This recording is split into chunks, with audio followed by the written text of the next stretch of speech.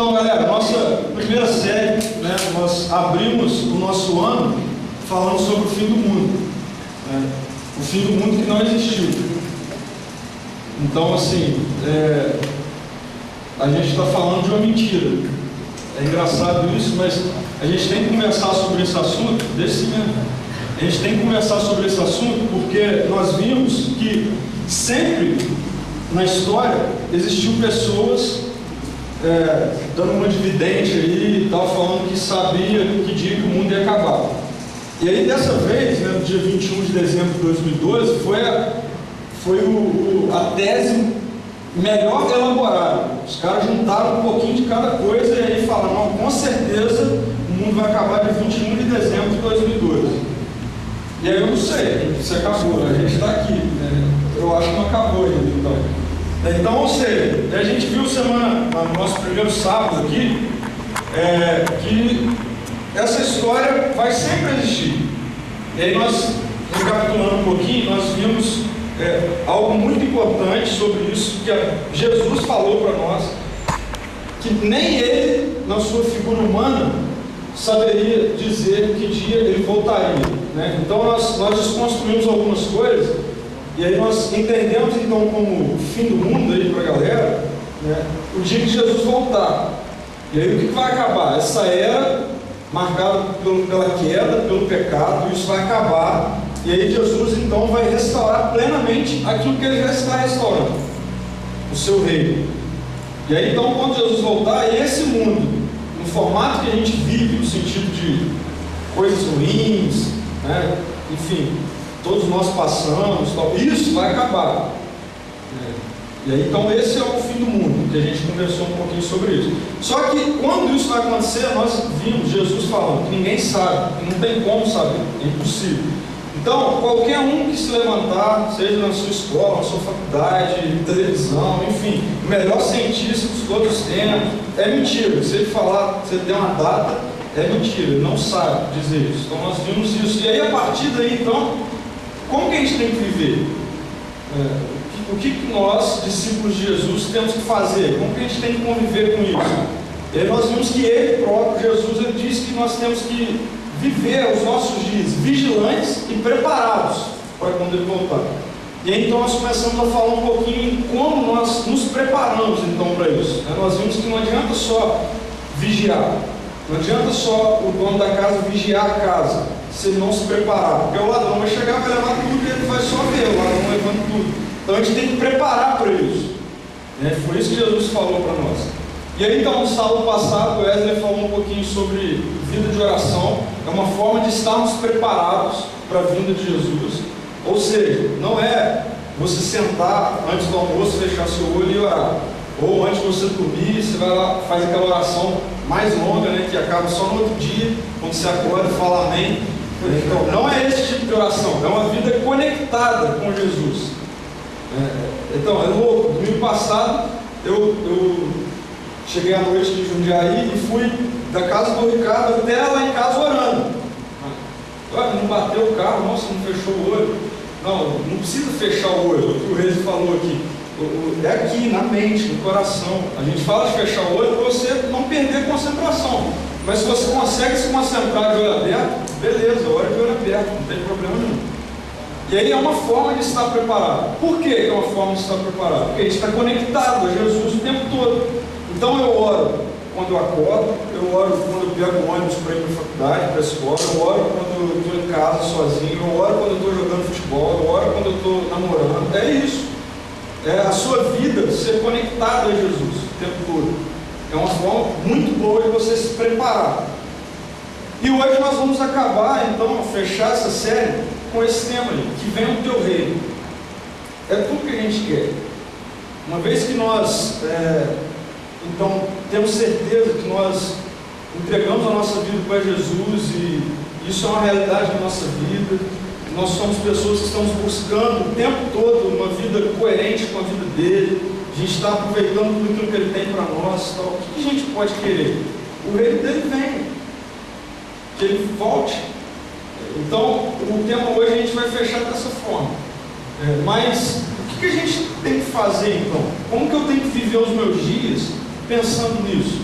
E aí antes, eu queria pensar com vocês algumas questões da nossa vida, levantar algumas questões aqui da nossa vida, de fases que todos nós passamos. Todo ser humano passa por algumas fases. A primeira fase é a fase da infância. E aí eu queria falar um pouquinho sobre a estrutura de vidas, que cada etapa da nossa vida, cada fase nos leva a pensar em alguns momentos. E aí, na primeira fase, a fase da infância, todos nós, não sei se aconteceu com vocês, mas isso é a grande maioria, a criança passa por aquele momento de sonho. E aí ela sonha o que ela vai ser futuramente. Tem uns que falam assim, você médico, você advogado, você bombeiro, menino gosta de ser bombeiro, astronauta, você é atriz, você é apresentadora do Jornal Nacional. Tem umas histórias assim que é comum, faz parte dessa etapa de sonhos. E isso, na maioria das vezes, acaba interligando. Uma coisa fica interligada com a outra. Os sonhos ficam interligados. Então, quando criança, o menino lá tem facilidade de fazer desenho e tal, aí os pais começam a falar, nossa, esse menino vai ser desenhista. Não, ele vai ser arquiteto, é diferente. A menina, sei lá, começa a gostar de fazer curativo. Não vai ser enfermeiro, vai ser médico. É isso, os pais e a sociedade vão direcionando, de acordo com o que eles pensam que é melhor para nós. E aí isso vai crescendo em nós também. E aí chega então uma segunda fase, que é a fase de vestibular, adolescência. O que acontece nessa fase? Aqueles sonhos que você cresceu pensando naquilo, que você viu na televisão, viu no jornal, ou passou por algum momento na sua vida que alguém te ajudou de alguma forma. E aí aquilo ficou gravado na sua mente como profissão, como sonho. Eu quero ser isso quando eu crescer, lá na fase da infância. Na fase da adolescência começa a se desenhar um pouquinho melhor. E aí quando você pensa em fazer o seu vestibular, você gosta muito de desenho, mas aí a sociedade, todo mundo já começa a falar com você que o desenho não dá dinheiro.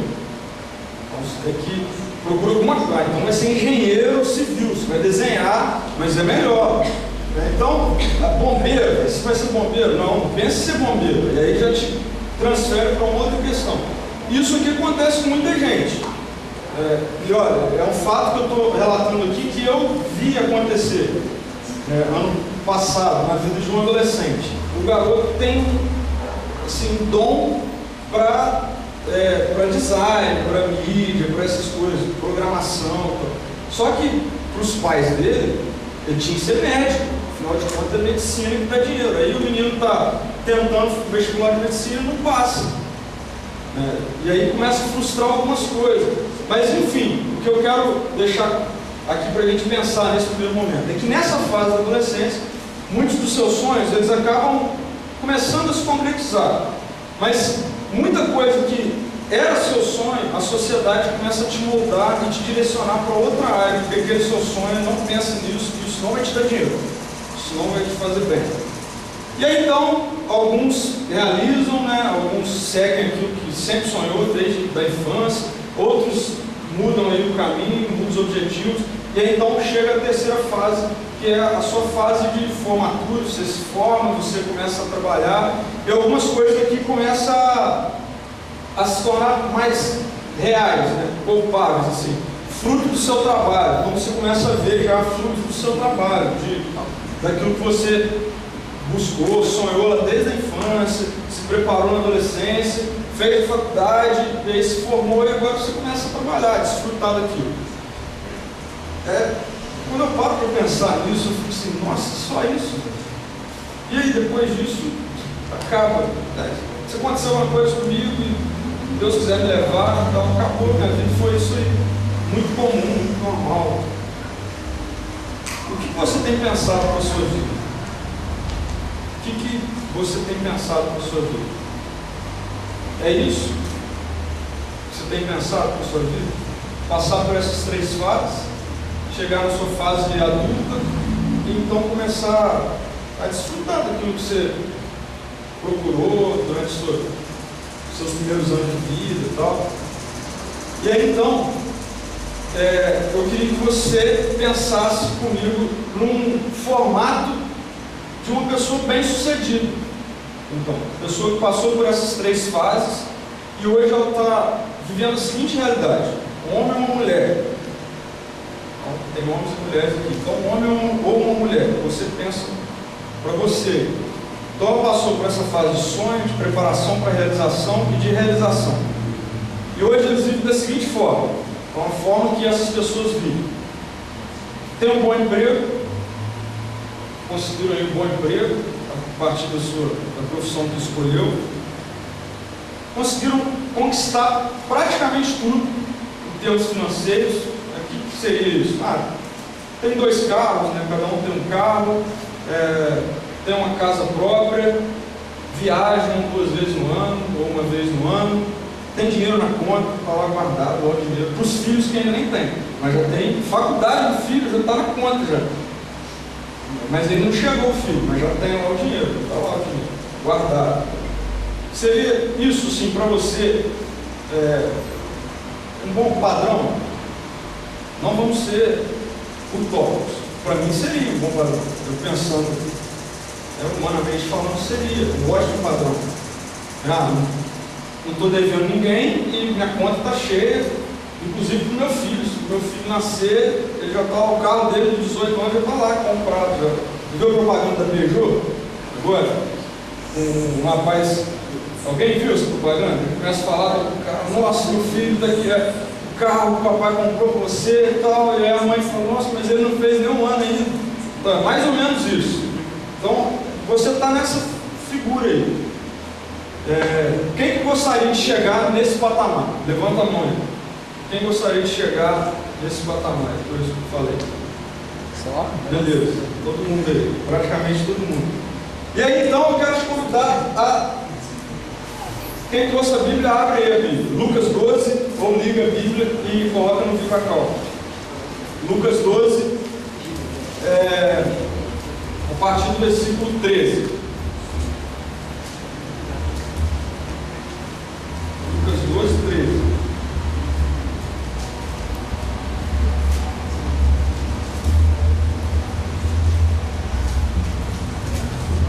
Então, não esqueça que vocês levantaram a mão, que vocês querem esse patamar para vocês. Vocês querem chegar nisso.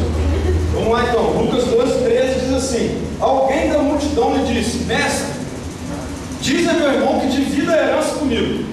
Respondeu Jesus: homem, quem me designou juiz ou árbitro entre vocês? Então lhes disse. E aí Jesus conta uma parábola: cuidado, fiquem sobre aviso contra todo tipo de ganância. A vida de um homem não consiste na quantidade de bens. Então vem a parábola. Olha só que legal essa parábola.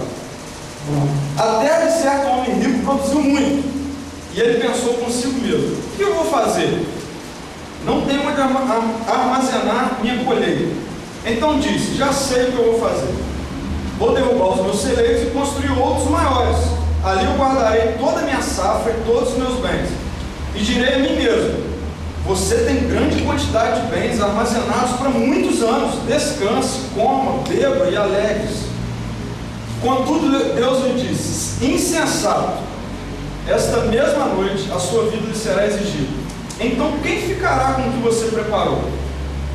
Assim acontece com quem guarda para si riquezas, mas não é rico no reino dos céus. Tem uma outra versão que talvez vocês tenham aí, que Jesus fala assim: louco, essa noite pedirão a tua alma. E o que tens preparado, para quem será?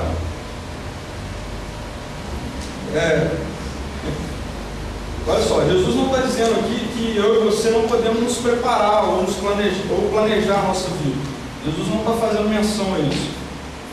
Jesus não está dizendo que a gente não pode fazer uma reserva financeira, não querer guardar, juntar o dinheiro para algum objetivo, para alguma coisa e tal. Ele também não está falando isso. Jesus não tem problema com isso. O problema de Jesus aqui, através desse texto para nós, são 2 coisas. Primeiro, a ganância. E segundo, em ser rico aos olhos dos homens e pobre para Deus, que é diferente. É isso, a ênfase de Jesus está nisso. Ele finaliza dessa forma. Então, Resumindo esse texto que nós lemos, nós corremos o risco de pensar que estamos fazendo a coisa certa, no sentido de ter uma vida tranquila e responsável, né? A sociedade fala muito nisso, e na verdade estamos sendo loucos para Jesus.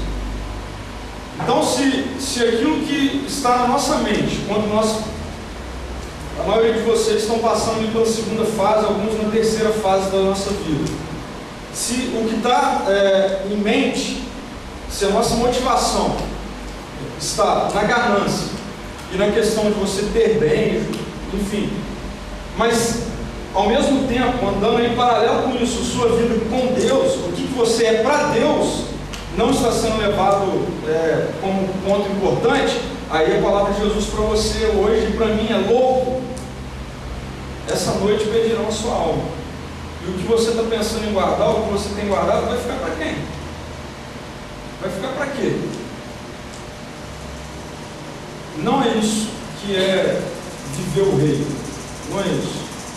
Então a gente tem que ter muito cuidado quando a gente pensa em ser responsável, e em buscar uma boa profissão, e em ter uma condição financeira legal, em poder comprar um carro para mim e para minha esposa, em poder ter uma casa própria, em poder fazer uma viagem com a minha família, poder guardar dinheiro para o meu filho fazer uma boa faculdade, ou fazer um bom cursinho e tal. Isso não pode andar distante ou em direções opostas ao que Jesus quer para mim e para você.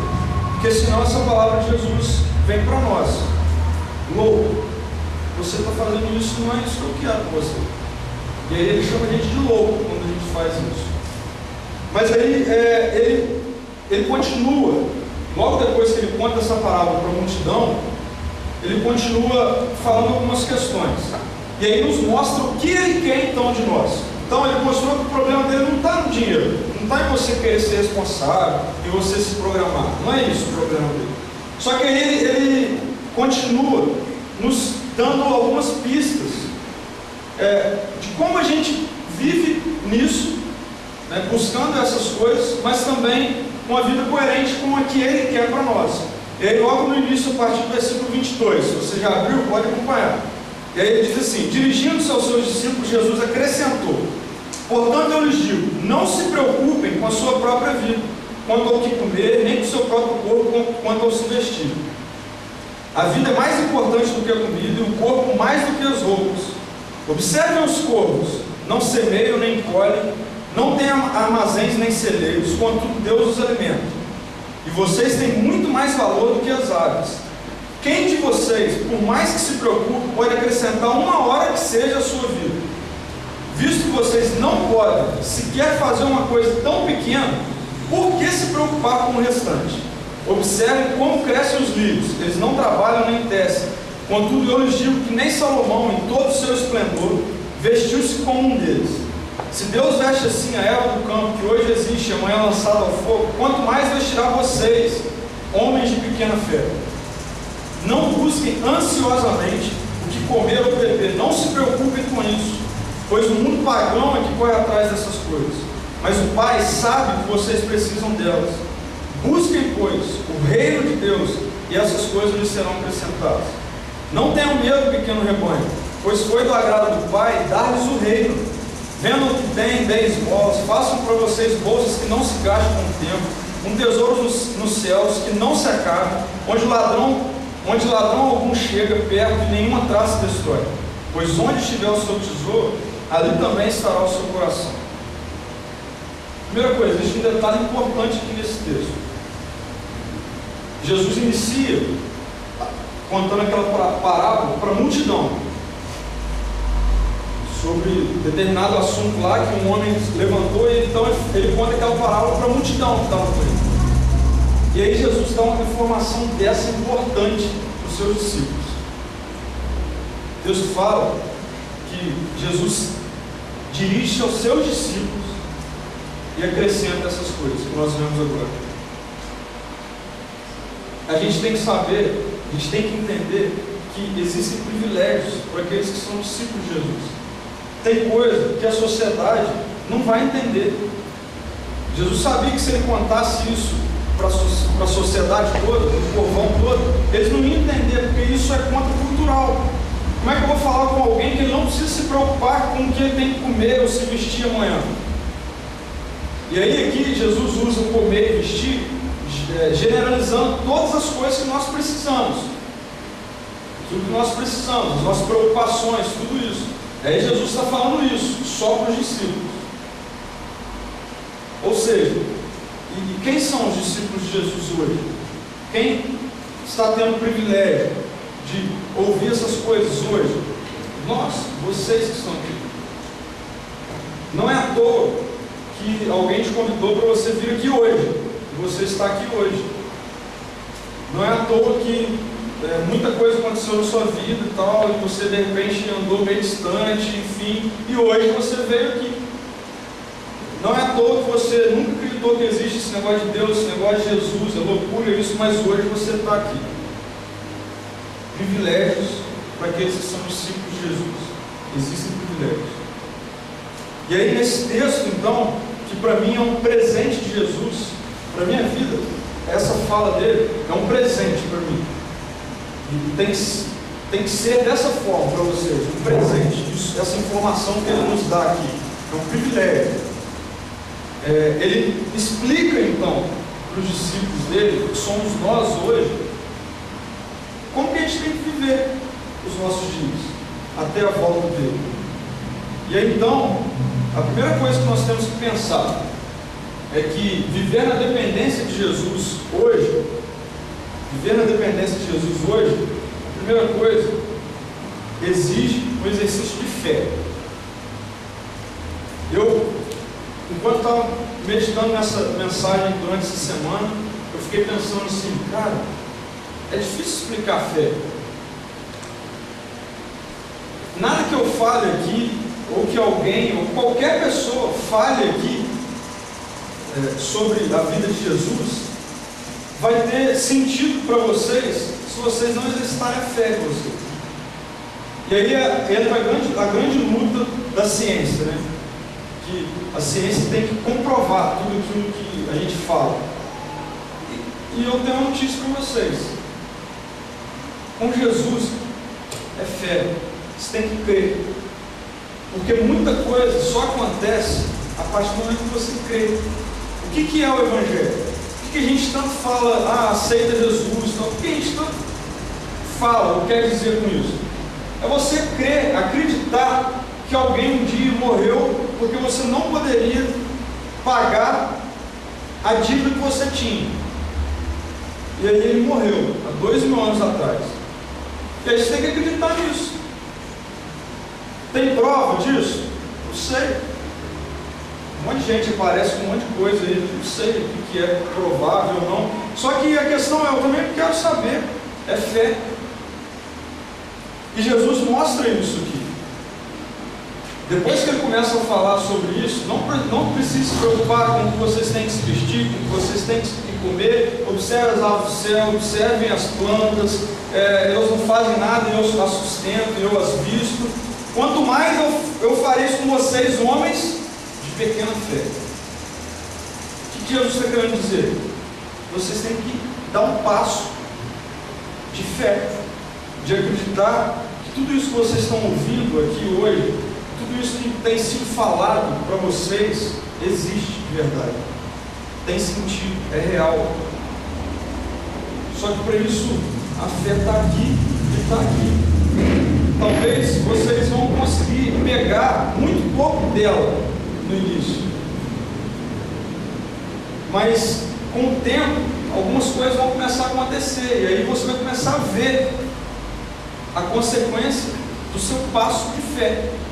E Jesus aqui está falando isso para os discípulos dele: olha, não tem nada que eu possa fazer para vocês, vocês têm que ter fé, vocês têm que acreditar. E aí a definição de fé por Paulo, que eu acho muito legal, é essa: a fé é a certeza das coisas que se esperam, a convicção de fatos que não vê, que não tem como você ver, mas você tem certeza, você tem convicção naquilo que você crê. Eu queria desafiar vocês a acreditar nisso tudo que a gente tem falado aqui. a dar esse passo de fé. E isso é um passo seu, é um passo que eu tive que dar um dia, que eu tenho que dar todos os dias. Quando a gente não consegue ver muita coisa, está tudo meio embaçado, mas eu falo, Jesus, eu acredito em você. Eu vou confiar. E aí depois que a gente dá esse passo de fé, muita coisa começa a acontecer. Mas é fé. Então tem respostas que você, tem perguntas ou questionamentos que você faz que ninguém vai conseguir te responder. Você vai ter que dar o seu passo de fé. E aí a resposta vai vir para você. Muitas perguntas, questionamentos eu tive, tenho. Mas eu não vou ouvir mensagem nenhuma, não vou ler livro nenhum. Vai ser meu relacionamento com Deus que vai abrir meus olhos, vai me mostrar o caminho, mas é fé. E nós temos que viver esperando a volta de Jesus como um passo de fé. É louco a gente imaginar isso. Que vai vir alguém cheio de trovão, um cavalo, e trombetas vão tocar, não sei o quê. Agora, eu acredito nisso. Eu creio nisso. E aí eu queria fazer você pensar em algo. Talvez vai te chocar um pouquinho, não tem problema não. Depois você, qualquer coisa, apaga aí no vídeo antes de postar lá. Eu gosto muito de conversar com um ateu, com quem não acredita em Deus. Gosto, eu tenho amigos assim. E a gente rola muitos debates saudáveis, muito legais. E chega um ponto que eu tenho que exercitar minha fé, eu não consigo explicar, eu falo, velho, eu creio.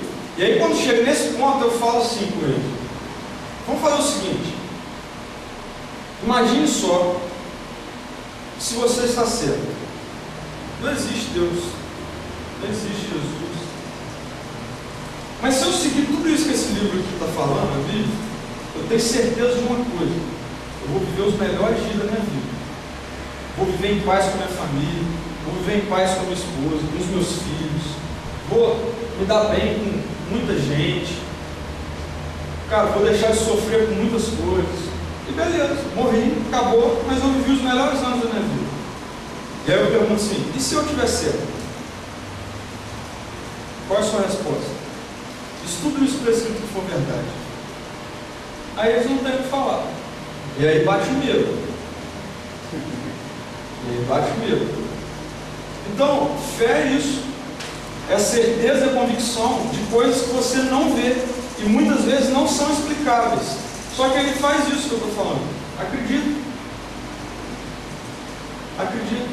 Você não vai perder nada em acreditar. Você não vai perder nada em seguir isso. Você não vai perder nada em acreditar no que, nas palavras ali que a Bíblia diz, nas orientações que ela dá. Você não vai perder nada. Nada. Se você acreditar naquilo, nisso que a gente tem pregado, você não vai perder nada. Se não for verdade. Então, se for verdade, você vai ganhar tudo. Então, acredite nisso. Mas é fé. Vai ter que exercitar a sua fé. E aí, uma terceira lição que Jesus, uma segunda lição que Jesus nos mostra nesse texto. Então, a primeira é que nós temos que exercitar a nossa fé. Acreditar naquilo que a gente não vê muitas vezes. E aí, bem linkado a isso, ele nos dá uma segunda lição, uma segunda informação, que viver na dependência de Jesus significa que nós não devemos andar ansiosos. Não devemos andar ansiosos. E é muito legal quando ele fala isso, né? O texto diz: não busquem ansiosamente o que comer ou beber, não se preocupem com isso. Jesus ele fala duas questões, dois destaques ali: ansiedade e preocupação. Então olha só, Jesus não está dizendo que eu e você não temos que correr atrás daquilo que a gente quer. Jesus não está dizendo que eu e você não temos que buscar por sermos os melhores alunos, o melhor profissional, eu querer ser excelente naquilo que eu estou fazendo. Não é isso que Jesus está falando que eu não tenho que fazer. Jesus está dizendo que eu não tenho que fazer isso ansioso e preocupado. É diferente. Isso tem a ver com equilíbrio. Ansiedade e preocupação são características de pessoas que não têm fé, de pessoas que não acreditam em Jesus. Porque seria, algumas vezes eu pensei que seria interessante se esse texto não estivesse aqui, porque ao mesmo que ele nos consola, é um soco na cara que eu tomo toda vez que eu leio esse texto, porque eu vivo preocupado e ansioso, e todos nós.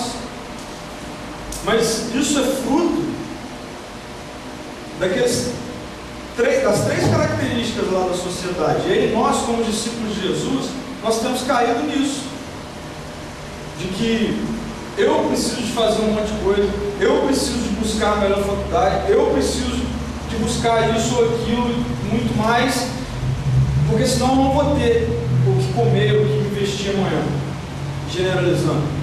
Não é isso que acontece com a gente? A preocupação nossa o tempo todo é com isso. A gente se preocupa, raramente nós nos preocupamos com o hoje. Raramente. Porque o hoje já está aí aconteceu. Na maioria das vezes eu me preocupo com o que vai acontecer na semana que vem, nem amanhã. Eu me preocupo com o que vai acontecer daqui 4 anos quando eu acabar a faculdade. Eu me preocupo com o que vai acontecer no final do ano, quando eu estou acabando a faculdade, não sei o que vai ser, ou estou acabando o 3º ano, eu tenho que passar no vestibular e eu já estou preocupado com isso. Não é assim que acontece?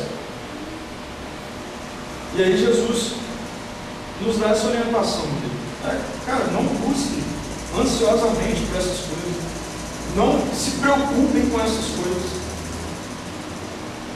E aí então Jesus ele nos dá 2 pontos bem legais. Ele nos faz um apelo e uma promessa, que aí entra em como então eu vou viver isso. Porque humanamente falando é impossível eu deixar de me preocupar ou de viver ansioso na sociedade que a gente vive. Humanamente é impossível, e Jesus já sabia disso. E aí então ele nos faz um apelo e uma promessa para que a gente consiga viver isso. Mas lembre-se, fé e deixar de ser ansioso. Ele nos faz um apelo e uma promessa para eu conseguir viver isso que ele está pregando aqui para nós. O apelo que ele faz: busquem, pois, o reino de Deus. Ele faz esse apelo para mim e para você. Olha, busque o meu reino. Busque o meu reino. E aí, a partir disso, ele nos promete algo, a promessa dele: essas coisas vos serão acrescentadas. Então, o apelo dele: busque o meu reino, e a promessa: essas coisas vos serão acrescentadas. De que ele está falando? Daquilo que a gente mais fica preocupado. Como vai ser meu dia de manhã? Como vai ser daqui 3 anos? Como vai ser daqui 5 anos? Como vai ser, enfim, preocupações. Ele está falando assim: olha, não se preocupe, não busquem essas coisas ansiosamente, busque o meu reino. É o apelo que ele faz. E ele promete: essas coisas vos serão acrescentadas. Como então nós devemos viver até a volta de Jesus, e que ele venha o quanto antes para nós? Vai ser maravilhoso. Mas como a gente tem que viver então até esse dia chegar? É o próximo ponto. Devemos viver nossos dias em busca do reino. Devemos viver nossos dias em busca do reino. O que é o reino?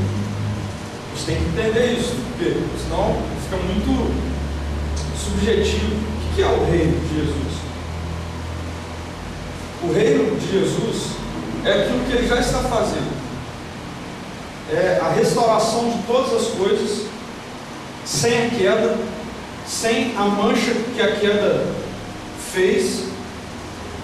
Tudo isso plenamente vai ser o seu reino instaurado plenamente. Mas isso tudo ele já fala que nós podemos viver. Ele já fala comigo e com você: busquem esse meu reino. O que isso quer dizer para nós? Que eu e você, de alguma forma, podemos ser coparticipantes, colaboradores daquilo que Jesus está fazendo, até a restauração plena e o estabelecimento pleno do seu reino. Mas isso já é real. O reino de Jesus já está aí. Ele já está restaurando pessoas, já está trazendo de volta. Isso tudo vai acabar, essa restauração, quando ele voltar. Mas até isso acontecer, ele pede para que nós vivemos os nossos dias buscando esse reino. Isso quer dizer que eu e você temos que trabalhar, estudar, nossos momentos de lazer, de viagem, tudo isso, a gente tem que pensar no reino, a gente tem que pensar em vidas, a gente tem que pensar em pessoas, colaborar com Jesus na restauração, no seu reino sendo implantado efetivamente, cooperar com o reino. Semana passada eu falei sobre isso de manhã, que se isso não for real na vida de discípulos de Jesus, em algum momento o Evangelho vai perder o sentido. Porque o sentido do Evangelho e da vida de Jesus não é te dar coisas. E ele está deixando claro isso para nós aqui. O sentido do Evangelho não é Jesus te abençoar, não é Jesus te dar dinheiro, não é Jesus te dar o carro que você quer, não é Jesus te dar a casa que você quer. O sentido do Evangelho não é esse. O sentido do Evangelho é que você busque o reino em primeiro lugar. E aí essas coisas vão ser acrescentadas. É diferente. Porque tem um monte de gente pregando aí que se você vier para Jesus, Ele vai te dar tudo isso. Não é isso que Jesus está falando. Ele está pedindo para você buscar o reino dele. E buscar o reino dele é você se preocupar com pessoas, é você olhar para pessoas e amar pessoas, e querer que pessoas sejam conectadas a Jesus, e querer viver a vida de Jesus em você o máximo possível. Não é você pensar no carro ou ter a conta cheia de dinheiro. Jesus chama isso tudo de louco. Vocês são um bando de louco. Não é corintiano não, um bando de louco de outro sentido. Mas isso aqui tem que ser levado a sério, irmãos, porque é uma ótima notícia isso, pessoal. A gente tem que sair daqui hoje felizes e ao mesmo tempo desafiados, porque essa notícia é tão simples, mas é difícil de ser seguida. Porque amanhã vai acontecer o seguinte: na semana que vem você vai ter uma conta para pagar, não sabe como vai ser, alguém vai ficar doente, não sabe como vai ser. Jesus fala para mim e para você: busque o meu reino em primeiro lugar, se preocupe em estar cheio da minha vida, porque aí, quando isso acontecer, a nossa vida vai estar conectada à vida dele de tal forma que mesmo nos problemas, e aí eu me lembro daquele texto que diz que todas as coisas cooperam para o bem daqueles que amam a Deus, para o bem daqueles que estão conectados a Deus. E todas as coisas cooperar não quer dizer que todas as coisas vão dar certo, mas quer dizer que mesmo dando errado, na sua visão humana, no final ela vai cooperar para o reino de Jesus estar te enchendo. E aí faz total diferença. O meu pai tem passado por dias difíceis. Eu tenho vivenciado isso de longe, tem sido difícil para mim. Meu pai cresceu, eu cresci vendo meu pai liderando louvor na igreja, presbítero e tal, enfim. E aí, de repente, aos 50 e poucos anos que ele está, um quadro de depressão. E aí eu falei: Jesus, mas por que isso? E aí esse texto me veio à mente: todas as coisas cooperam para o bem daqueles que amam a Deus. E as coisas não são só as coisas boas, mas no final tudo serve para que o reino dele encha mais a minha casa, encha mais a minha vida. E essa é a mensagem de hoje. Quando Jesus fala que todas as coisas vão ser acrescentadas para vocês, é promessa, que tem a ver com fé, lá no início. Agora, eu desafio vocês e a mim mesmo a viver os nossos dias buscando o reino de Jesus. O reino de Jesus.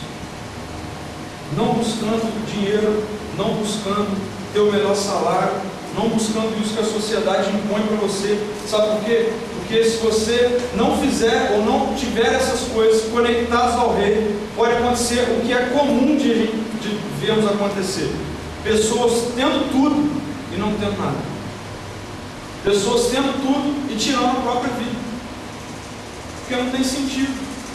Se a vida de Jesus não estiver em nós, nós somos feitos à imagem e semelhança dele, e a gente tem um pouco disso. Então, se o homem não voltasse para Jesus e responder ao Evangelho que já está aí, o reino dele, dessa forma: Jesus, eu estou aqui, enche a minha vida. Em algum momento da sua vida você pode ter tudo e não ter nada, não ter sentido, não ter alegria, não ter felicidade. Não espere chegar a esse momento. mundo não acabou. Erraram a previsão. E sempre que levantar alguma previsão nesse sentido, vão errar. Vão estar errados. Ah, Pedro, como é que você pode afirmar isso? E se coincidir lá? Eu não creio que Deus vá deixar coincidir. Se o próprio Jesus, na sua figura humana, falou que nem ele sabe, então vai ser algo inesperado mesmo. Então nós temos que viver dessa forma. Devemos vigiar e nos preparar, porque a gente não sabe, nenhum ser humano é capaz de saber. Nós devemos viver uma vida constante de oração, conectado a Ele, ligado a Jesus, entendendo o que Ele quer para mim, o que Ele quer para hoje, o que Ele quer que eu pense no amanhã, como que Ele quer que eu me planeje. A palavra de Deus diz que o planejar vem do homem, mas a resposta certa é Deus que dá. Então, olha, não está falando que a gente não tem que planejar, só está falando que a resposta certa vai ser dele. E para a gente correr o menos possível de risco da nossa resposta ou do nosso planejamento não ser compatível com a resposta de Deus, com aquilo que Ele quer para nós, busque o reino dele em primeiro lugar. Busque o reino dele em primeiro lugar. E o reino dele é isso. Busque a vida dele em você, se relacione com ele. Peça para ele te dar o privilégio de ver o que está acontecendo no dia. Coisas estão acontecendo à nossa volta e é muito bom a gente experimentar de ver Jesus agindo em coisas. E melhor ainda, experimentar a minha vida servindo como coparticipação nisso que Ele está fazendo. É bom isso. Ele quer isso de nós. Buscar as realidades do seu reino. Até a sua vida. Até a sua volta. E aí vai ser bom demais. E aí vai ser bom demais. Queria que você baixasse sua cabeça e pensasse um pouquinho em como tem sido a sua vida. E que você desligasse um pouquinho da sua volta, dos ruídos que estão aí na sua mente, no seu coração, todo dia. A preocupação que você tem para essa semana, que eu sei que tem, eu tenho. A ansiedade que está tão presente no seu dia. Em qual faculdade você vai escolher? Você está acabando a faculdade, o que vai ser a partir disso? Ou você já está trabalhando e o que vai ser? Você quer muito algo? Alguma coisa tira o nosso sono, tira a nossa paz o tempo todo. A gente vive nessa sociedade.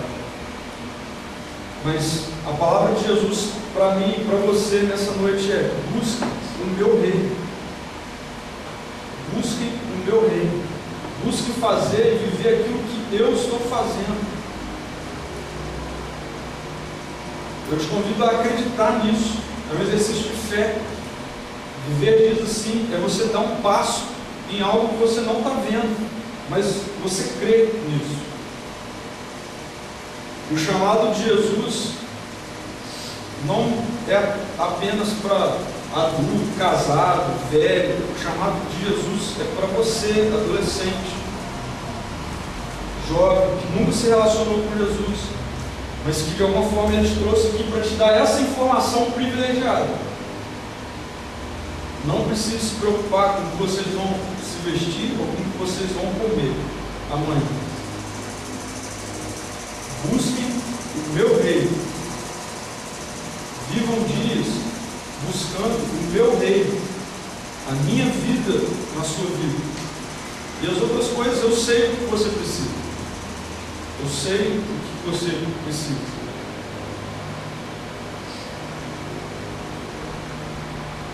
Feche seus olhos, vamos orar, se concentre. Jesus, nós te agradecemos por esse privilégio, Pai, de receber essa notícia. De receber a notícia de que eu não preciso me preocupar e viver ansioso com o meu amanhã, com o meu futuro.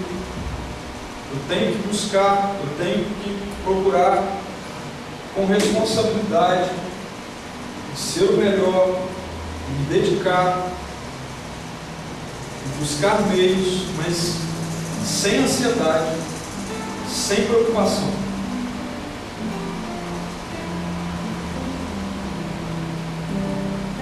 E aí Jesus fala para nós: busca o meu reino e essas coisas vão ser acrescentadas. Jesus, obrigado por isso, Pai. Obrigado porque a gente não merece, a gente não consegue explicar nunca o seu amor por nós. Nós escolhemos andar independentes.